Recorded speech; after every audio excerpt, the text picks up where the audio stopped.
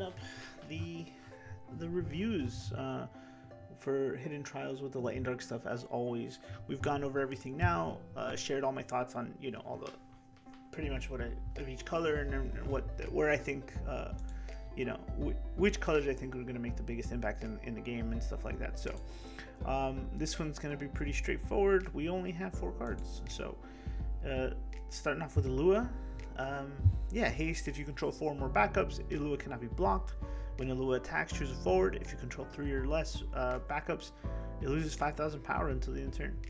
This card is a straight aggro card. Can't be blocked at 4. Power reduction at 5. 2 drop haste, 7k. Like it's great.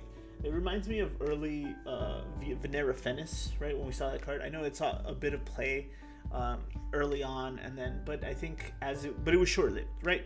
I think there's better options in general,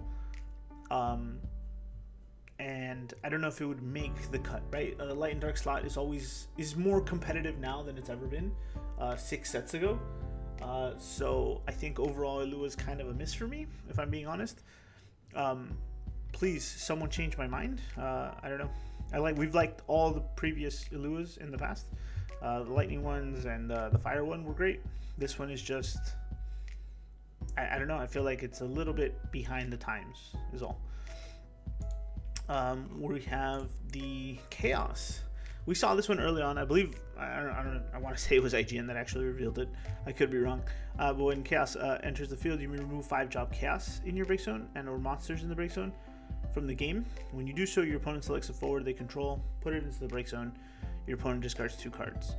And then Flare, put the top 10 cards of your deck into the break zone. Chaos deals your opponent a point of damage. I like that second ability sometimes. Obviously, I don't like self-milling myself to death, but we have the FF8 stuff that's going. We have the new, what are they called? The typo stuff that kind of has similar effects. And so they kind of fit into that. But the problem is I don't actually think we got any more drop chaoses this set. I might have missed it, but I don't think so, like just going through everything. So which means we're left with the garbage cards we've had from the last dozen sets.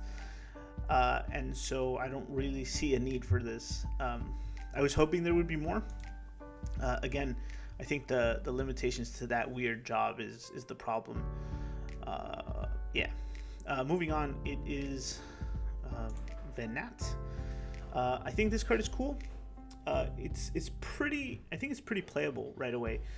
When she enters the field, gain 2 crystals. When Venat is put from the field into the break zone, you may put a crystal. When you do so, choose a forward remove from the game. And you can tap her with those 2 crystals and search for a card and add to your hand. I think it's a great multi-purpose card. You should see more play than Engelbert, I think. The protection that he brought on was nice, but I don't think it ever made the cut for anybody.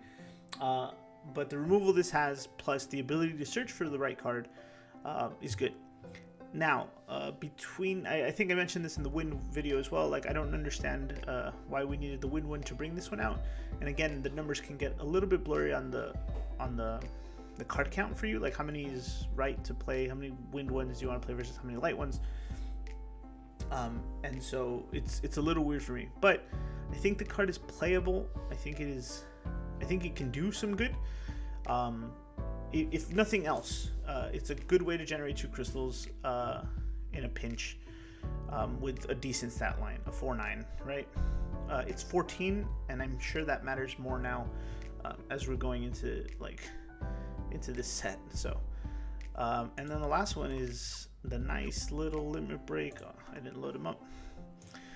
We have El Luso. No, refresh.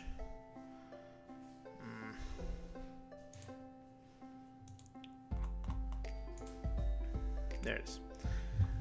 So, nice little Luso. 5 CP, 5k.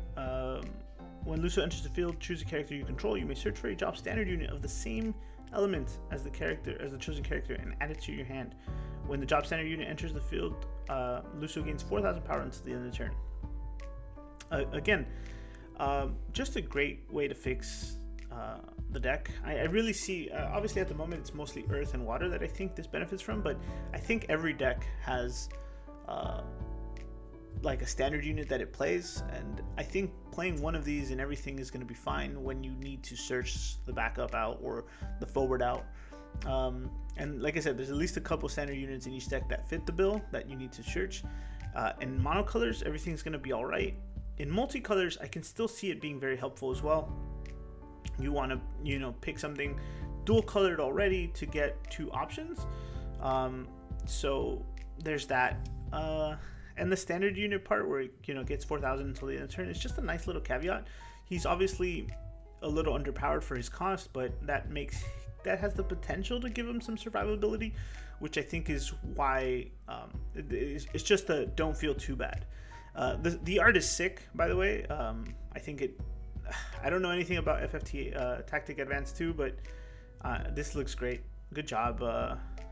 Like I don't know, there's no artist on it, so this must be from the original like game. So that's sick. But yeah, that's gonna do it for these cards, guys. And I guess we have a fire crystal this set, so garbage. But yeah, that's it for all the reviews. The light and dark ones are interesting.